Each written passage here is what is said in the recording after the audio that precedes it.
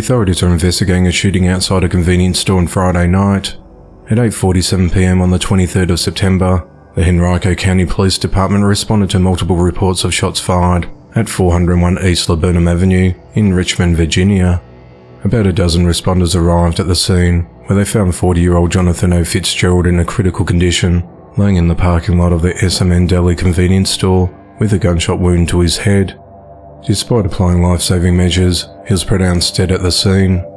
The police are reviewing surveillance footage and questioning witnesses in the area, but have not publicly identified a suspect or a motive in the attack. The authorities are appealing to anyone with information to come forward. The investigation into the matter continues. The authorities have arrested a juvenile in connection with a fatal shooting on Friday at a motel in Bismarck, North Dakota, that police are treating as a homicide.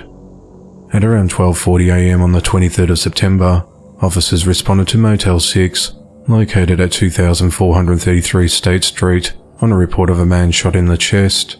When officers arrived at the scene, they found 28-year-old Maurice Shield unresponsive and witnesses performing CPR.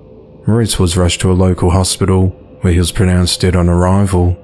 Bismarck police said that witnesses and other evidence led them to believe that a 16-year-old boy shot Maurice in the chest and then fled the scene. The authorities say they believe the suspect and the victim knew each other and that this was a targeted attack. Carla Jean Falcon-Grohl, who was staying at the motel at the time of the shooting, said that a lady was screaming and people yelling. 4 cars took off from the parking lot. There were 2 cops with the guns pointed at the corner room of this motel when 2 people came out with their hands in the air.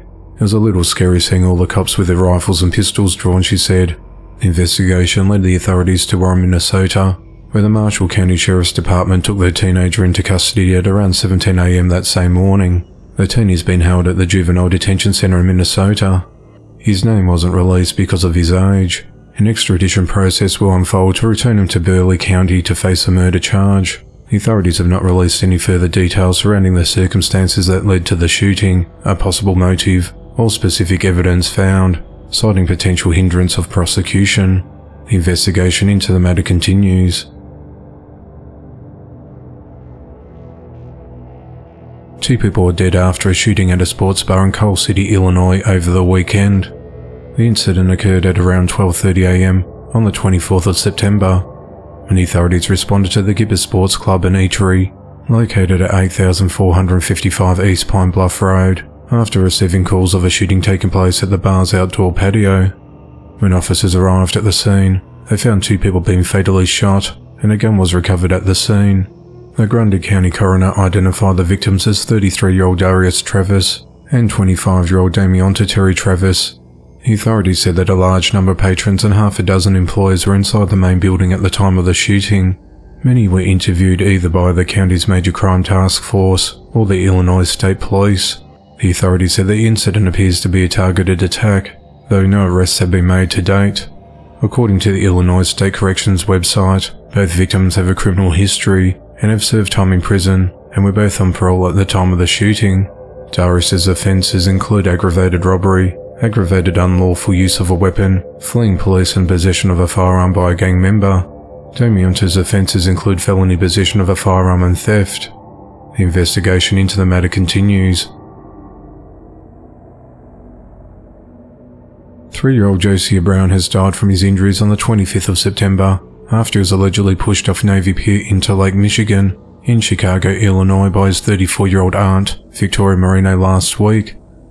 Officials said that on the 19th of September, the boy had to be retrieved from the bottom of the lake by the Chicago Fire Department after a 6.5-foot drop off the pier.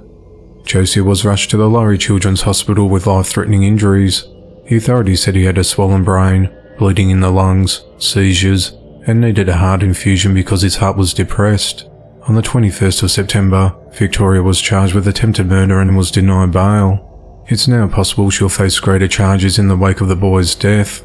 On the day of the incident, the victim's mother left the boy at his grandmother's house, where Victoria also lives.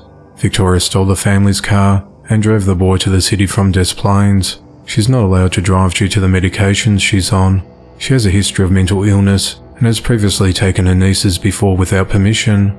It's reported that Victoria waited until no one at the pier was looking, and she was allegedly caught on surveillance footage, pushing the boy into the water and then watched him drown. Josiah vomited twice and sank before witnesses could throw in a flotation device, while Victoria did nothing. When first questioned by police, Victoria claimed she didn't know the boy. She later said that she let go of the boy's shirt because he was acting up, and he then fell off the pier and into the lake. Victoria's next court appearance is scheduled for the 30th of September. The investigation into the matter continues.